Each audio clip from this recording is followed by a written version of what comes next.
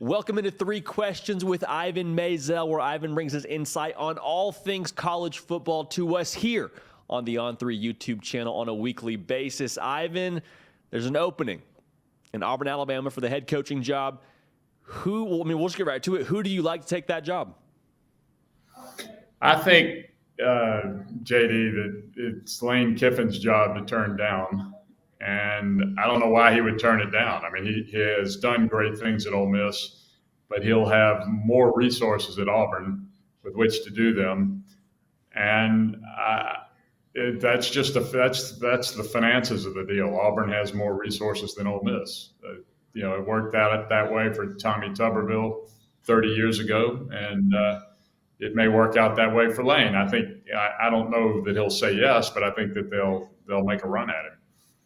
And people seem to forget how good of a job Auburn can be. I know there was all the stuff that happened with Brian Harsin and the boosters and whatever you want to put to it, but Auburn, when it's humming, is one of the best jobs in America. And I'm with you. It feels like Lane Kiffin is a name that just continues to be thrown into the mix.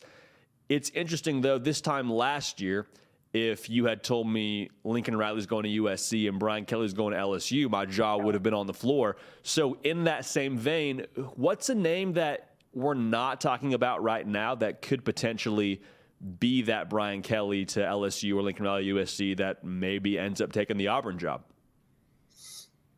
I would put it this way, JD. I mean, I think we're talking about Hugh. His name has been mentioned. I think he's a name that will be in it. After that, to predict somebody like a Lincoln Riley, I'm just not that smart. I will say this, and the point I'm trying to make is they're going to go after somebody big. And more important, after somebody proven, because they tried going outside the box with Brian Harsin. It didn't work.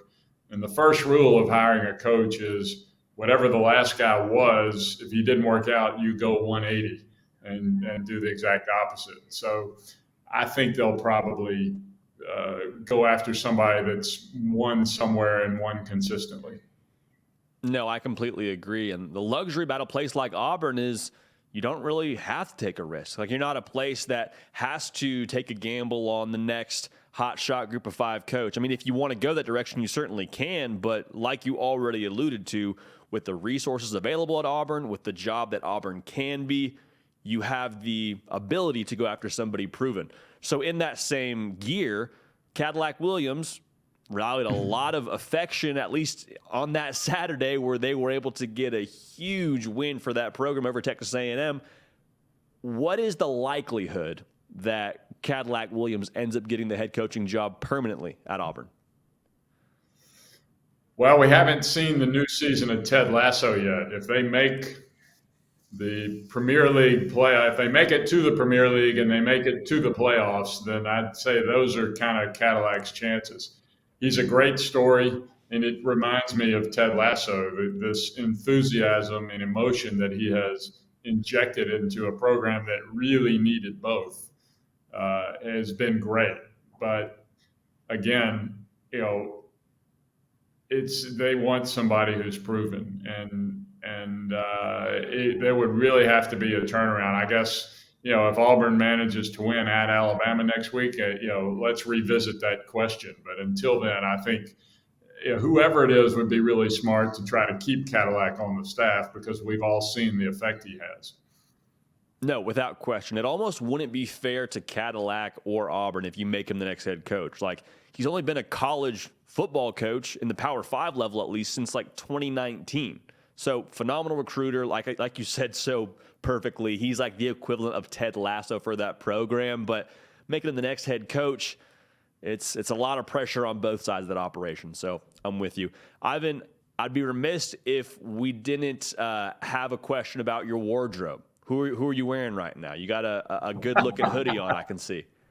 Yeah, I thought you would like it. It's the Cornell Big Red, getting ready for their season ender against Columbia. And as you were very eager to point out to me, they are looking at a possibility of a winning record, or at least have guaranteed a non-losing record. So onward and upward with the Big Red. Building the program. building the program. Well, Ivan, I'm glad that you're in our corner this coming Saturday. But as always, folks, if you haven't yet followed Ivan on Twitter, subscribe to the channel. You're missing out. Would encourage you to do both of those. Ivan, appreciate you, my man, and go Big Red.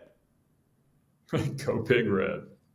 Hey y'all, thanks so much for watching. Subscribe to the channel here to make sure you don't miss an episode of The Hard Count. Also be sure to check out other videos on the On3 YouTube channel.